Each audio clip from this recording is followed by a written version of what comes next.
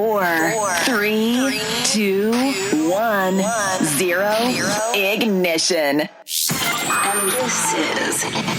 It most certainly is. UniversalExports.co, where you get education, entertainment, enlightenment like nowhere else on the internet. In today's Book of Mysteries, we uncover Australia's deadliest creature. We look at the Mars dust storm. We find out about Peru and what it's like to be in Machu Picchu. We also visit the Darrenberg Winery and the Cube, and finish off with a singing car park. A friend of ours, Alicia, is travelling through South America. One of the places she really enjoyed is Machu Picchu, a place full of allurement for me and a place that I've always wanted to go to. She's had some incredible photographs of the area. Today also, we're lucky enough to have Pedro with us. He too travelled Machu Picchu some years ago, and he's here to tell us some of his insights and how he found it. But first, let me give you a bit more information about Machu Picchu itself. Machu Picchu is a 15th century Inca citadel situated on a mountain ridge 2,430 metres above sea level. It is located in the Cusco region, Arambamba province, Machu Picchu district in Peru, above the Sacred Valley, which is 80 kilometres northwest of Cusco and through which the Arambamba River flows. Most archaeologists believe that Machu Picchu was constructed as an estate for the Inca Emperor Pachacuti, 1438 to 72, often mistakenly referred to as the lost city of the Incas. It is the most familiar icon of the Inca civilization. The Incas built the estate around 1450 but abandoned it a century later at the time of the Spanish conquest. Although known locally, it was not known to the Spanish during the colonial period and remained unknown to the outside world until American historian Hiram Bingham brought it to the international attention in 1911. Machu Picchu was built in the classical Inca style with polished dry stone walls. Its three primary structures are the Intihuatana, the Temple of the Sun, and the Room of the Three Windows. Most of the outlying buildings have been reconstructed in order to give tourists a better idea of how they originally appeared. In 2007, Machu Picchu was voted one of the new 7 Wonders of the World in a worldwide international poll. Pedro, when did you go to Machu Picchu? Oh, that was about 10 years ago, so it must have been 2007. It was part of a trip that a friend of I did where we went to Colombia for a conference, and then, well, let's go and see Machu Picchu. Were you based in Cusco? Was it difficult getting to Machu Picchu? How long did that take? It takes a few hours, because you're based, as you said, in Cusco, and the trip probably takes 7 or 8 hours by train. You know, of course, we did half by taxi and the other half by train. Now, when I say taxi, one of those taxis which is a motorbike converted into a taxi, where you can sit 2 people at the back, a bit like a rickshaw, but with a motor. That sounds pretty exciting.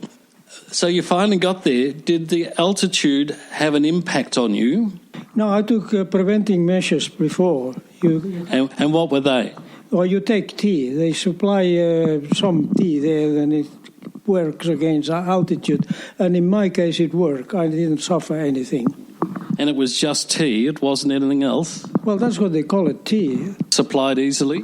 Oh, yes, you can buy it in the shops in little bags, like, Apart from the altitude, were there other problems like cold? Was it difficult to move around? Well, I probably was older than you. I was 75 at the time, so I don't think age is a barrier.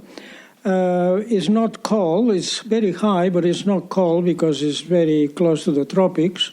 So for some reason, the weather was terrific. There was something special about that trip, wasn't there? Was that through the Sun Gate? Yeah, there's that mountain in the back, the young Machu Picchu sort of thing, which is not easy to climb, but I did climb it to the top. Yeah. That day I was the oldest person to do it. And when I arrived at the top, I don't know how they knew, I got a roll of applause. That's wonderful. Did you have to sign a book to say you were going up there with some information and people were passing you and saying, are you the man? Well, yes, that's it, because the number of people, they are limited. So you sign a book, and when you reach the quota for that day, there's no more people that can go up. And then you go up, and people greet you on the way back. I remember going back and being near the top, I used to say to people coming in, come on, you're already halfway. And you see their faces. That's wonderful. Would you consider doing that again? Honestly, yes, although I know my limitations. Probably I wouldn't be able to do it now. But on spirit, yes, I would like to do it again, yes. Fantastic. Thank you, Pedro. That's brilliant. Space Talk. Space Talk. Space Talk.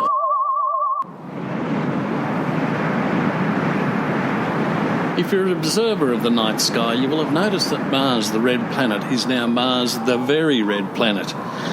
Very red planet because there's a major dust storm on Mars which has now gone global. It may look spectacular to the eye, but it has some unfortunate problems for some of the remote-controlled spacecraft that are there. For instance, it's not a good situation for Opportunity, which relies entirely on its solar panels for power. The storm has blasted very fine dust high into the Martian atmosphere, where it has cut off so much of the available light, and there's not much there to start off with, to such a level that the panels can't charge the rover's battery. This means that Opportunity can't move, power its primary system, send signals to Earth, or run heaters needed to keep its electronics from freezing and permanently disabling it. That the one bright spot is that dust is acting as an insulator, so the ambient temperature might not fall below the Opportunity's design levels. Unfortunately, the darkness has been so deep and so prolonged that the rover can't even run its mission clock and must await the storm's end before it can be charged enough to recontact Earth, because such charging would take weeks or even months after the dust settles. Worse, the dust might come to rest on the panel. This isn't a terminal problem because the dust is so fine, and experience has shown that a slight gust will blow it back off. But it is another delaying factor.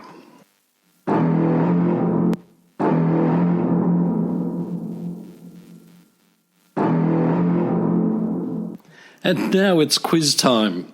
And that was supposed to have been a clue for you.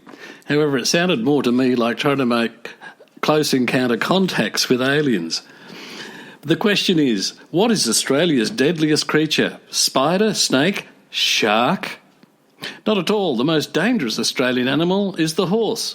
According to the National Coroner's Information Systems, between 2000 and 2006, there were 128 animal-related deaths in Australia, and horses were responsible for 36 of them. Many resulted from someone colliding with a horse while driving or falling off one while riding. A quarter of all animal-related deaths in Australia take place on the road. The second most deadly Australian animal in the period was the cow, with 20 deaths, followed by the dog with 12. Sharks killed 11 people, snakes killed 8, crocodiles or alligators 4, spiders only 3. One person met their doom at the hands of a cat. Pause, really, I suppose. Cenocilliphobic. Cenocilliphobic. Cenocilliphobic. Cenocilliphobic. That's a word you won't easily forget now. It goes along with this sound too.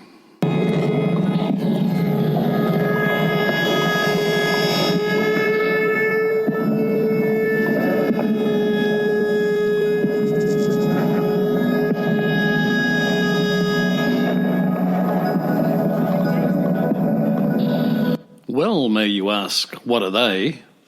And the answer to that can be found at the Darrenberg Winery in McLaren Vale, South Australia.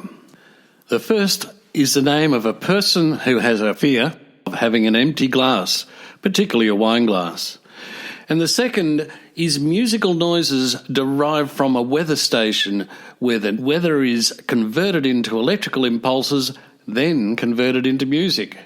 such as it may be. These both give a bit of an insight into what to expect or not expect when you go into the D'Arenberg Cube, a building formed on the idea of a Rubik's Cube. It houses the tasting rooms on the top floor. There is a magnificent restaurant. There's a kitchen to die for, which is featured on some television programs in recent times. And also downstairs is the Alternate Realities Museum, an experience not to be missed. All sorts of experiences can be gained at the D'Arenberg Winery besides tasting their wines. You can even fly in a Waco plane over the whole of the McLaren Vale district to get a different point of view of what the wineries are all like.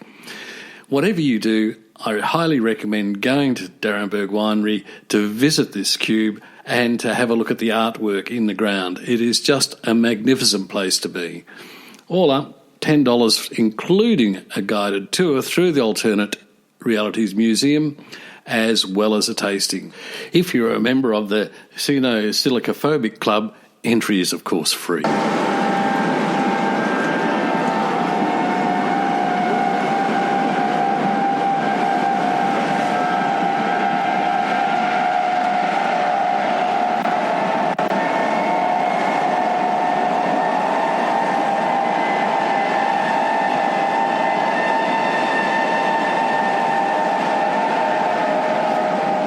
You would be forgiven if you were thinking you were walking back into the D'Arenberg Winery again with that electronic music made from the weather station. It's in fact different, but the same. That's the singing car park in Springvale.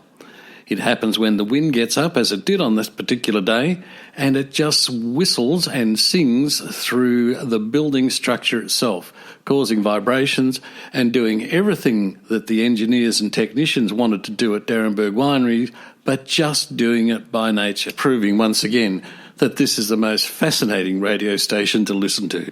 Thanks for stopping by, and now you're armed and ready for your next dinner party or barbecue. Thanks for aiding in today's production goes to Facio Santidian, Cenocilliphobics Worldwide, New Atlas Journal, and Springvale Car Park. See you next time.